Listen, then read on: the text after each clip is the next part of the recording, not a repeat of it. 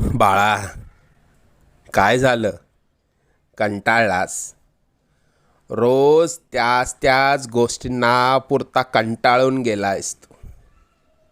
अजून किती दिवस सोसावं लागणार हाच विचार तुझ्या डोक्यात असतो ना. तू खूप प्रयत्न करतोय, पण हवं तसं यश मिळत नाहीये, बरोबर ना? आम्ही सर्व जाणतो. लवकरच तुझ्या रडक्या भाग्यात सुखाचे सोन्यासारखे दिवस येतील. आम्ही सदैव तुझ्या आणि कुटुंबाच्या पाठीशी उभे आहोत.